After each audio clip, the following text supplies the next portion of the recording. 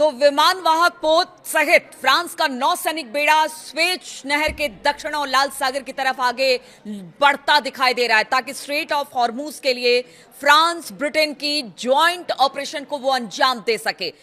फ्रांसीसी सेना ने बुधवार को इस बात की जानकारी दी है कि अब जो फ्रांस का जंगी बेड़ा है वो हॉर्मूज की तरफ आगे बढ़ रहा है। फ्रांसीसी सेना ने एक बयान में कहा कि चार्ल्स डी गॉल जंगी बेड़ा, जिसके साथ एक इटली और एक डच युद्धपोत भी है, वो दक्षिणी लाल सागर की तरफ धीरे धीरे मूव कर रहा है।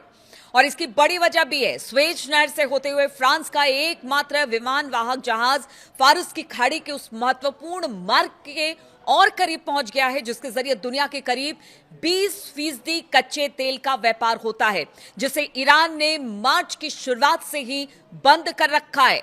और फ्रांसीसी सेना के चीफ ऑफ स्टाफ के प्रवक्ता कर्नल गोई लॉम वॉर्नेट ने बताया कि स्वेज के दक्षिण में जाना हमारे लिए नया है।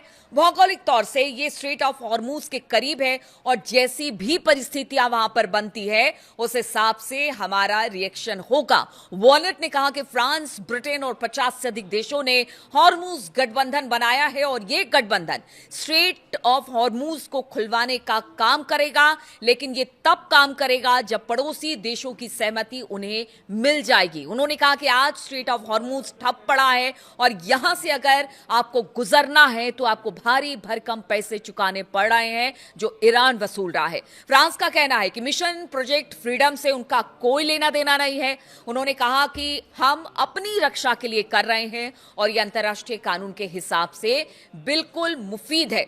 हम आपको बता दें आखिर ये नौबत आई क्यों। यूरोप के जो तमाम मुल्क हैं और जो नाटो देश हैं वो अब कहीं ना कहीं एक तरह से कह लीजिए कि संकट में है। अर्थव्यवस्था गैस और पेट्रोल ना मिलने की वजह से, तेल ना मिलने की वजह से चरमराई हुई है और अगर इसी तरह के हालात बने रहे तो शायद यूरोप में एक बड़ा आर्थिक संकट आ जाएगा। इसलिए अब जो नाटो देश हैं या फिर फ्रांस है, इटली है और बाकी हैं, वो अब हॉर्मूज की तरफ आगे बढ़ गए और उनका कहना है कि अमेरिका के से हमारा लेना देना नहीं है। हम ही अपनी संप्रभुता के लिए, अपनी रक्षा के लिए जो जहाज स्ट्रेट ऑफ हॉर्मूज में वहां फंसे हुए हैं उनको निकालने के लिए हमारा जंगी बेड़ा आगे बढ़ा है। फ्रांस ने 3 मार्च को चार्ल्स डी गॉल को बाल्टिक सागर से रवाना होने का आदेश दिया था।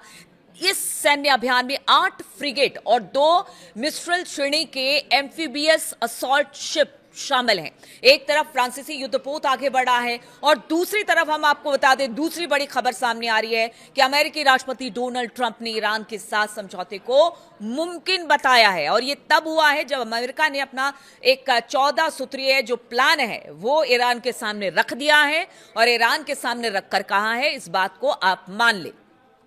डोनाल्ड ट्रंप की बात की जाए तो उन्होंने कहा कि पिछले 24 घंटे में ईरान के साथ अमेरिका बहुत अच्छी बातचीत कर रहा है। ये बातचीत अच्छी हुई है, लेकिन साथ ही उन्होंने कहा कि ईरान से जवाब मिलने की कोई समय सीमा नहीं है, यानी वो जब चाहे हमारे इस 14 सूत्रीय प्रस्ताव को मान ले और जवाब देने के लिए पूरा समय दिया गया है। अमेरिका की तरफ से कहा गया है ईरान के लिए कि कोई समय सीमा नहीं, आराम से सोचिए, विचारिए, जवाब दीजिए ताकि हम युद्ध को खत्म कर सके। हम आपको बता दें कि अमेरिका ने 14 प्रस्ताव की एक सूची ईरान को भेजी है और उसी पर बातचीत को ट्रंप सकारात्मक बता रहे हैं। हालांकि देखिए अभी ठीक नहीं पता है कि किन किन बातों पर सहमति बनी है या कौन सा प्रस्ताव रखा गया है, उसको लेकर एक वीडियो जरूर इससे लेकर बनाऊंगी। लेकिन फिलहाल जो 14 सूत्रीय मांग है उसमें चाहे वो परमाणु कार्यक्रम हो या फिर अमेरिका की तरफ से प्रतिबंध हटाने की बात हो या बहुत सारी ऐसी बातें हैं, वो बाद में खुलकर सामने आएगी। लेकिन अगर बुधवार की बात की जाए, यानी 24 घंटे पहले बुधवार की, तो ओवल ऑफिस में पत्रकारों से बातचीत करते हुए ट्रंप ने कहा कि हमारी स्थिति अच्छी है, अभी हम अच्छा कर रहे हैं और हमें वो हासिल करना है जो हमें चाहिए। तो क्या वो जो इनरिचमेंट यूरेनियम है ईरान का, उसकी बात कर रहे हैं डोनाल्ड ट्रंप कि वही मुझे चाहिए और उस पर बात आगे बढ़ रही है। उन्होंने आगे कहा कि अगर हम ऐसा नहीं करते हैं तो हमें एक बड़ा कदम उठाना पड़ेगा। यानी उनका कहना है कि अगर ईरान यूरेनियम इनरिचमेंट या परमाणु कार्यक्रम पर कोई बात नहीं करता है तो फिर अमेरिका कोई बड़ा कदम उठा सकता है, बड़े हमले कर सकता है और आगे उसे बढ़ना होगा और ये परिस्थिति की मांग होगी, ऐसा डोनाल्ड ट्रंप का कहना है। अमेरिकी राष्ट्रपति ने कहा कि ये बहुत मुमकिन है कि हम कोई समझौता कर ले। यानी देखिए, अभी ईरान की तरफ से कोई बात नहीं कही गई है, ये सारी बातें ट्रंप कह रहे हैं। जब ट्रंप से पूछा गया कि अमेरिका की ताजा प्रस्ताव पर ईरान से जवाब मिलने की क्या कोई समय सीमा तय की गई है, तो उन्होंने कहा कि कोई समय सीमा नहीं है, लेकिन उन्हें भरोसा है कि ये होगा और जरूर होगा। यानी यहां पर भी अपनी बात कर रहे हैं। उन्होंने कहा कि इसके लिए कोई समय सीमा नहीं थी तय की गई है, ईरान जितना समय चाहे वो ले ले और हामी भर दे, वरना इस बार अमेरिका का हमला बहुत बड़ा होगा, जिससे जबरदस्त तबाही ईरान में होगी। इस दौरान ट्रंप ने दावा किया कि ईरान ने उनकी मुख्य मांग मान ली है, जिसके तहत ईरान कोई भी परमाणु हथियार नहीं रखेगा। उन्होंने कहा कि ईरान के पास परमाणु हथियार नहीं हो सकते हैं और ना ही वो रखेंगे और भविष्य में भी वो ऐसा ही करेंगे। उन्होंने दूसरी बातों के साथ साथ इस बात पर भी सहमति जताई। ट्रंप के दावे के बावजूद अभी तक इस बात का कोई संकेत नहीं है कि ईरान ने किन बातों पर सहमति जताई है और ईरान क्या इसके लिए तैयार भी है या नहीं है, क्योंकि इससे पहले भी बहुत सारी बातें ट्रंप ने ईरान को लेकर कही, लेकिन ईरान ने हमेशा उसे दरकिनार किया। और अब तो ईरान का ये कहना है, अगर 2 दिन पहले और 1 दिन पहले की बात की जाए, उन्होंने कहा कि हम खुदा के आगे झुकते हैं, इसके अलावा हम किसी के आगे नहीं झुकते हैं। तो अब जो 14 सहमति वाले जो एक प्रस्ताव अमेरिका की तरफ से आए हैं, क्या उस पर सहमति जताई जाएगी, इस पर अभी बड़ा सा क्वेश्चन मार्क है। ईरान के आधिकारिक बयान का हमें इंतजार करना पड़ेगा। लेकिन ईरान के विदेश मंत्रालय के प्रवक्ता इस्माइल बघई की बात की जाए तो उन्होंने बताया कि अमेरिका के प्रस्ताव की अभी समीक्षा की जा रही है और तेहरान अपना फैसला पाकिस्तान के जरिए अपनी स्थिति बता देगा कि क्या है क्या नहीं, क्योंकि मध्यस्थता पाकिस्तान कर रहा है। इसलिए जो भी सहमति बनती है वो पाकिस्तान के जरिए अमेरिका को बता दिया जाएगा, ईरान बता देगा। उन्होंने कहा कि बातचीत से जुड़े कुछ जो सूत्र हैं, उनका कहना है कि दोनों पक्ष एक पेज के 14 बिंदुओं वाले ड्राफ्ट पर सहमति के करीब है, जो दुश्मनी को खत्म कर देगा। मतलब अब लोग भी ये कह रहे हैं कि हो सकता है बातचीत यहां से बन जाए, क्योंकि देखिए ये दोनों मुल्कों के लिए सही नहीं है, अमेरिका के लिए भी सही नहीं है और ईरान के लिए भी सही नहीं है, क्योंकि अभी अगर ईरान की करेंसी की बात की जाए तो अपने सबसे निचले स्तर पर है, अर्थव्यवस्था चरमराई हुई है। इधर अगर डोनाल्ड ट्रंप की बात की जाए, अभी तक कहते हैं ना कि 60 से 70 दिन के युद्ध में बहुत कुछ अमेरिका ने गंवाया है और अब ट्रंप को जवाब देना अपने ही देश में मुश्किल हो रहा है। इसलिए दोनों देश के लिए है कि एक बातचीत का रास्ता निकालकर वो किसी न किसी सहमति पर बने और इसके बाद स्ट्रेट ऑफ हॉर्मूज को खोलेंगे। इस तरह की बात बघई की तरफ से की गई है। उन्होंने कहा है कि अमेरिका के प्रतिबंध हटाने और ईरान के परमाणु कार्यक्रम पर बातचीत होगी।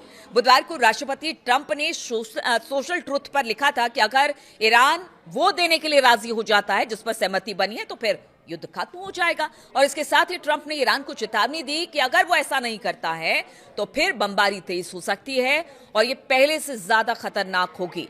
हालांकि उन्होंने कोई खास जानकारी इसको लेकर नहीं दी है कि किस बारे में सहमति बनी है नहीं बनी है। ईरान की तरफ से अभी कोई बयान नहीं आया है। लेकिन आप देखिए, एक तरफ फ्रांस का जंगी बेड़ा फारस की खाड़ी में तैनात किए जाने की बात सामने आ रही है कि वहां स्ट्रेट ऑफ हॉर्मूज के आसपास होगा, लाल सागर से में उसको इस जगह पर लगाया जाएगा जहां से वो किसी भी वक्त कोई बड़ा हमला कर सकता है अमेरिका के फेवर में। तो इसलिए कह रहे हैं कि क्या ये जो ट्रंप 14 सूत्रीय मांग की बात करते हैं, इधर फ्रांसीसी बेड़ा आगे बढ़ रहा है, तो क्या एक चक्रव्यूह की रचना ट्रंप की तरफ से की जा रही है कि ईरान को फंसाया जाए।